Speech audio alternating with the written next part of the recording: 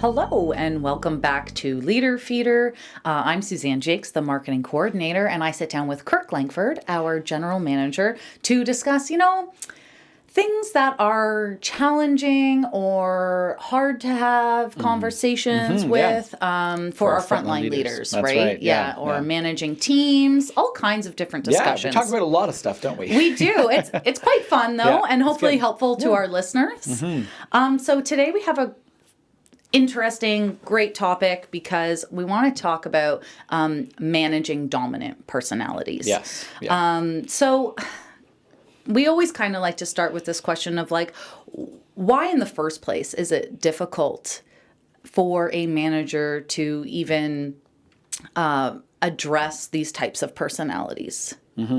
I actually think that the main reason, and it's kind of one of our tips I was going to think about providing when we talked about this topic was, I think we tend to take it personally. So when there's a dominant person on our personality, or pardon me, a dominant personality on our team, right? Yes. Someone who really is assertive and maybe even aggressive. I think we take it personally, and we think that they're out to get us. We feel intimidated or perhaps threatened by that person. And so as a result, when it becomes personal, it becomes a bit more emotional. There's a stronger emotional connection. And I think then we struggle to know how to deal with it. Right. And so that would probably be my first tip too, is when you're dealing with a dominant personality, recognize that in most cases, it probably isn't you being singled out. That person is not only being dominant, aggressive, assertive, whatever it might be, towards you specifically. It's more likely that they are like that in lots of different areas of their life, maybe at past jobs, maybe in their personal life, in their relationships in general. And you are just at the receiving end of this particular person's kind of dominant personality. I think if you can keep that in mind, kind of take a deep breath and go, this isn't them just being, dominant towards me, then it makes it a lot easier to deal with. And part of that's because as the leader, we still have often a traditional view of leadership being that you're the boss, you're in charge. And a dominant personality threatens that sort of hierarchy. Okay. And so you feel not only threatened maybe as an individual, but threatened as, oh, I'm the boss and they're dominating me. And so now I feel like my authority is also maybe being jeopardized or being threatened. Right. So when you're even trying to just get things done and you need to address someone who is maybe not only dominant, but I guess what we're saying is pushing back against maybe your authority and things like that.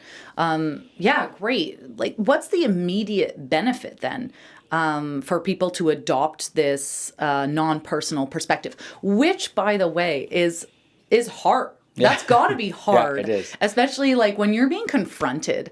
I wouldn't say I'm a dominant person, but I've known some, and when they are confronted with, it's hard to stay. In my opinion, it's hard. You almost see it ticking in their eye, right? They're like, this person is challenging me. Yeah. So if there's a frontline leader who has a dominant personality on their team and is maybe being confronted, any tips for them to stay calm? Or, I suppose maybe just by answering my question where it's, what's the benefit of taking it not personally? I think the benefit of them not taking it personally is automatically you can be calmer, because there's that, like I said, a more of an emotional feeling or attachment when you think they're attacking you as a person. And so if you can remove yourself from that equation a little bit and say, it's not really about me, it's just them, there's a benefit of you can now face it a bit more neutrally and maybe a bit more rationally. And like we teach in our course,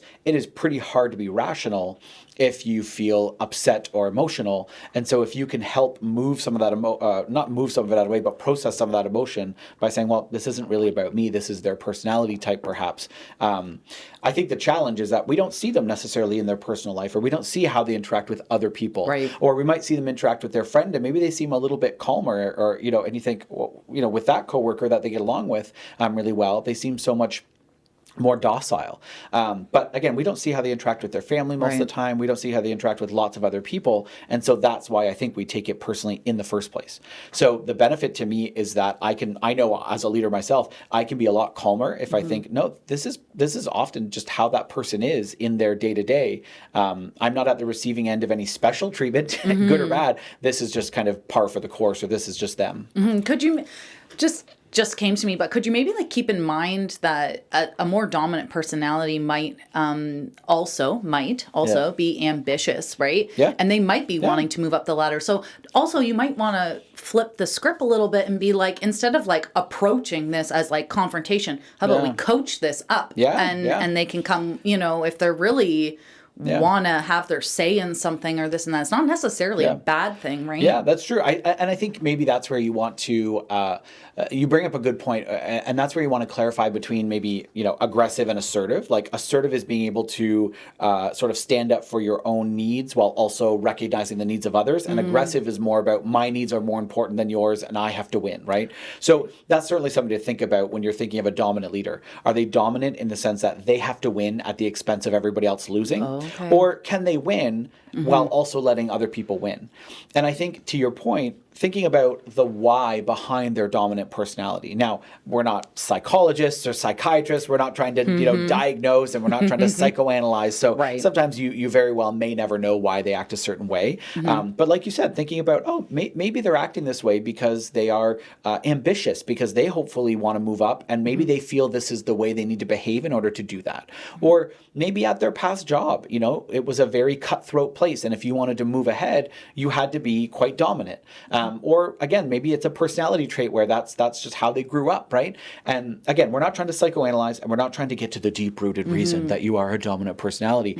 But instead of assuming, like you said, that it's a negative thing, and instead of assuming that it's all for the wrong reasons, you could turn it around and say, I noticed you got this, in your conversations, you're quite dominant, but I also noticed you're quite ambitious. And so I'm just trying to reconcile these two in my head and help you. If you are ambitious about becoming a leader and about moving up, I want to help you do that for sure. And I want to help you do that in the best way possible. And, in today's workforce, a lot of dominant personalities, that can be a struggle for people to be led by a very dominant personality. Or if you're a leader and you've got a dominant personality on your team, it can be a struggle. We're in a time where we want to be a bit more collaborative, a bit more copacetic. And so to that end, coaching them is actually helping them understand why they don't need to sort of bully their way through or push their way through aggressively in order to get what they want. And that at the end of the day, you want a team that gets along better. Like I think it's Reed Hastings, who was the CEO of Netflix. He has a talk about, never hire the superstar. And what he says in there is he's like, never hire the superstar because they're so often a jerk. They're just not a very good person. They're used to being at the top. They're used to being the smartest person in the room, and they're not a good team player. And what he says is that most great work at companies now gets done on teams. And I don't mean Microsoft Teams. I mean in a team setting. Yes, of course. So if you can't work well with other people, you end up being very isolated, and people don't want to work with you and you don't want to work with them. And yet if all the great work is being done on teams and you can't work in a team, how much value do you bring to the organization? So, I think the leader's job is to try to help that dominant personality perhaps understand why that dominant personality might actually be working against them in today's working environment, rather than them thinking, well, if I'm dominant, I'll get what I want. Well, see how this is actually not serving you maybe in the way you think it is. Yeah, that's really great. It's kind of making me rethink, because I'm such a superstar. So it's really starting to make... You sure are, Suzanne. Am I the jerk? Well, you got to look around and go, am I the dominant personality in the room? Is that me? Is it me? Yeah. Another strategy that we talked about when we were prepping for this was to focus on the observable behavior and facts. So what can you say towards that? Well, essentially it means, we talk about this in other podcast episodes, right, where we're talking about how to deal with a difficult situation, but it's essentially that it don't go for people's personalities, right? Don't go after them and say, cut them out at the knees. Yeah, you're a mean person, or you're a dominant, you're really aggressive. Like that's describing them as a person, right? Rather than focusing on the specific behaviors, the observable behaviors and the facts of the situation. So, telling someone that they are aggressive, telling someone that they are dominant or that they are bossy or whatever.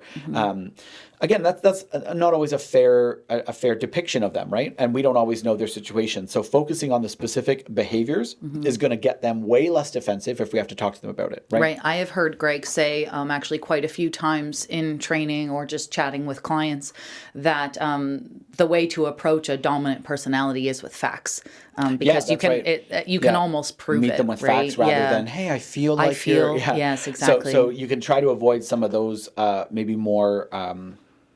I'm blanking on the word here, but okay, some of those more, I guess, things you would use with a passive person, where we talk a little bit more about how we're feeling, a little bit more about how it makes us feel, and instead we say things like, it's been pointed out that you tend to interrupt people in meetings, and that frustrates the rest of the team. I'm going to ask that moving forward, you let people finish what they want to say, and then go ahead and add your opinion or your thoughts on it.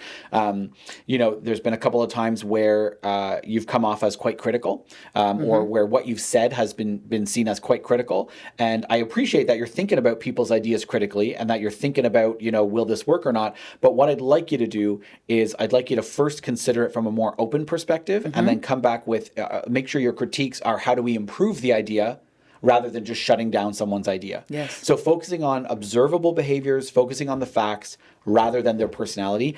I also think stay away from assumptions. And by that, I mean saying like, well, I know you're like this because you don't like me.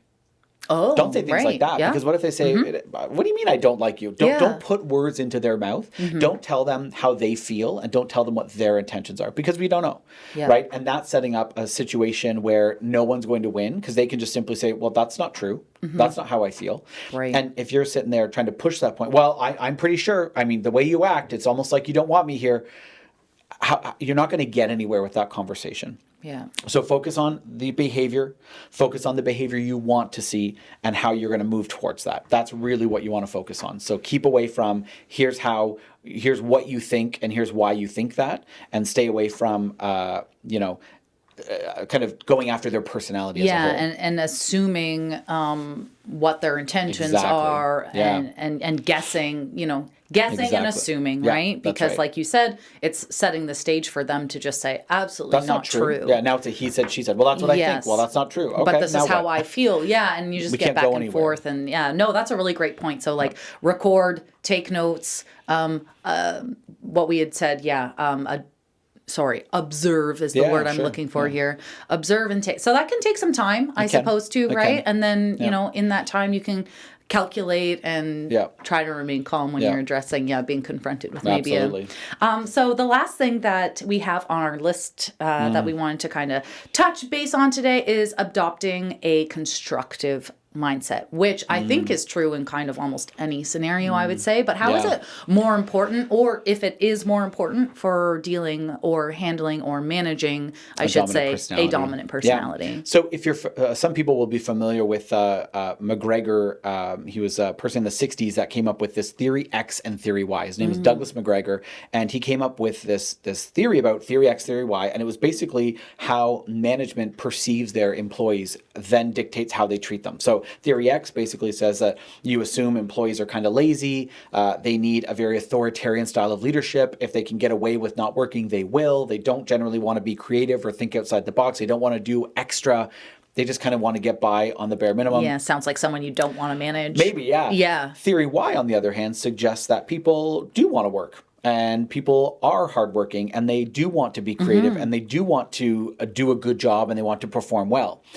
You can imagine that if you believe that everybody is theory X, everybody is lazy and not very creative and is lacking innovation and lacking, they're not very independent. You're going to manage them very differently than if you believe that people are, willing to put in the work, and people do want to work hard, and people want the team and the company to succeed, and people themselves want to succeed. So you're saying, as the frontline leader, you almost want them to shift their own mindset into a more constructive. But what I actually mean is that I want the leaders listening to this podcast, if they have to have a conversation with a dominant personality, I want you to take a theory Y approach. And by that I mean I want you to believe that that team member, that dominant personality that you're having to talk to or address, is not only capable, but is even maybe willing to make the necessary behavior changes to be successful. And so when we sit down with that person, we're not automatically going, oh, I got to have this conversation, but God knows you're not going to change because you're stubborn as a mule. If we're thinking that in our head, we're going to be so much more apprehensive about going into that conversation. We're going to be dreading it. And we talk about how hard, difficult conversations are to begin with, conversations like this. Yes. We're not making it any easier on ourselves if we don't actually believe the person's going to change, because we're going to feel like it's a waste of time.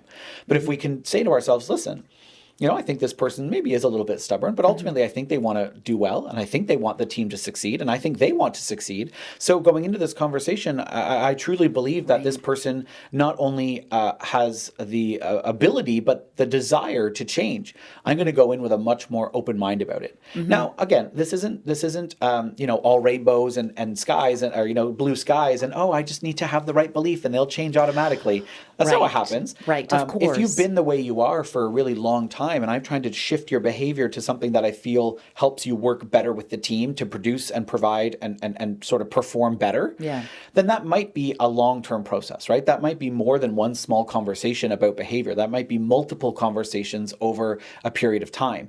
But if I constantly believe that I think they want this to happen and I think there's behavior change not only possible but desired, then I think I'm going to find better outcomes in general, and I'm going to be a lot less stressed and a lot less dreading those conversations because I have a more positive belief going into it. So sometimes people think it sounds a little bit hokey, like, oh, my belief, dictates how I treat them, but it does. Right? And the second part is that I think if you come to work with the belief that your team wants to succeed, wants to do well, then dealing with a dominant personality is going, okay, well, if I believe that this person wants to succeed and wants to do well, really makes me ask, I wonder why they're choosing this more dominant personality to try to get to that goal. So maybe I can talk to them about that and say, hey, I believe that you want to succeed. I believe you want the team to succeed.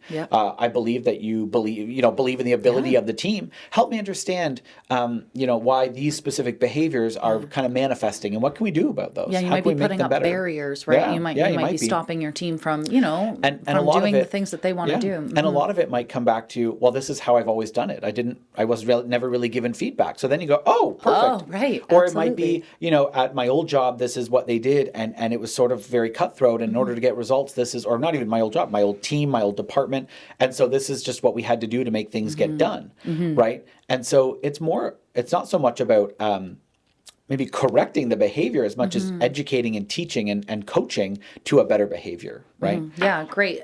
Good stuff, because we talk a lot about making sure that we address these issues right away as well, right? And I think promptly, earlier for sure. you were kind of talking about the reasons why someone might not have a conversation. And I think one of them is that you might just be, nervous to actually have that conversation, which then you're not going to address it promptly. But what happens if a leader delays addressing these issues with a dominant personality? Well, let me ask you this. You're working out at the gym and you're doing squats and you have bad form. If no one corrects you, are you going to just somehow magically correct your form yourself? No, absolutely not. No. Are you going to know even that there's a problem with your form? No, probably not, not unless my back starts hurting not or until your probably knees. an injury or something bad happens, and then someone's going to go, oh yeah, that's bad, right? You should have fixed that. But if in the first day or two that you're trying out squats and your personal trainer or someone comes up and goes, hey, try it this way. If you keep doing it the way you're doing it, that's going to end up causing you a lot of pain. I think that's maybe a simple analogy, but I think it holds true in that if no one corrects you, how do you know you're doing something wrong? And especially if we go back to the squat analogy. So you're at the gym, you're doing squats, and if you don't even know that there's a different way you should be doing them, then you're still doing squats. And in your mind, you're like, I'm doing it. This is great. Same thing applies to a leader who is more dominant. If they're getting results, doing things the way they're doing, how do they know that there's a better way, right? If they're not getting that feedback. So my thing is, if you don't fix a problem, how can someone even, A, know that there's a problem that needs to be fixed or a behavior that needs to be changed? And then how can they start changing it, right? So basically what happens is if you don't address a problem, it's not going to go away on its own. And it's probably going to get worse over time. So the escalation, the tension gets escalated. And imagine, what's probably the first thing if I'm a personal trainer and we're working together and you do your squats improperly, and after 6 months I finally go, oh, by the way, you should lift that way. What's probably going to be your first reaction? What's the why first didn't you tell me sooner? Why didn't you tell me sooner? Why did we do 6 months of this? That's right. And so the same thing happens when a leader sits a person down and gives them feedback. They're going to go, wait, I've been doing this for 6 months. Why didn't you say something? Yeah, absolutely. Now, the one caveat I'll say to that is I do think that we as leaders, we want to make sure that we're not kind of pinning somebody based on one interaction. So we're in a meeting, we see them say something to a certain person that's maybe a bit more negative than we'd like to see. I think we want to see, is this a one-off? Are they just having a bit of a bad day and they lashed out a little bit? Or is this a behavior that I need to address. So Start I of something. totally get it that you might wait 1 or 2 times just to go, oh, now I'm seeing it twice in a week, Yep, or that's fair. before you address it. But I also think that there are ways that we can have these conversations early on, right? So if someone's being dominant early on, we can have perhaps a more preliminary conversation rather than a formal sit down, and hopefully nip that in the bud. And if it is just a one-off, okay, we've addressed it. We said, hey, I noticed this happened. It's resulted in this this result, and next time I want to see it go like this. Okay, great. If it never happens again, great. If it happens again and we need to address it again, we know that this is more of an ongoing behavior that we need to work on. Yeah. So as you mentioned, these often are not one-time conversations when you're dealing with behaviors. Yeah. So what steps to kind of wrap it up and Yeah. put a bow on our episode today? How would a frontline leader follow up with these conversations to make sure that the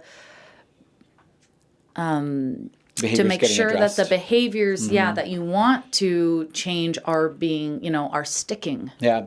I think I would plan a checkup or a check-in at the initial conversation. So if you're even addressing right there, something, just depending say, on how severe it is at the time you're addressing it, because you might be coming into a team where there's existing issues and you need to start fixing them. Or who knows, maybe you're listening to this podcast and you're like, you know what, I'm going to start giving more feedback and addressing more issues. I've got some dominant personalities and I'm going to start addressing it. Yeah. At that point, if something's already been going on for quite a while, then first of all, great that this podcast gave you the impetus to want to do something. But second of all, it's probably going to be a multi-step process. So what I would say is when you first address that, set expectations for the new behavior you want to see, and at that time also set a check-in of some sort to say, I'll circle back with you in a couple of weeks, or 2 Fridays from now, or whatever it is, to ask you about this and to give you my feedback on how it's been going.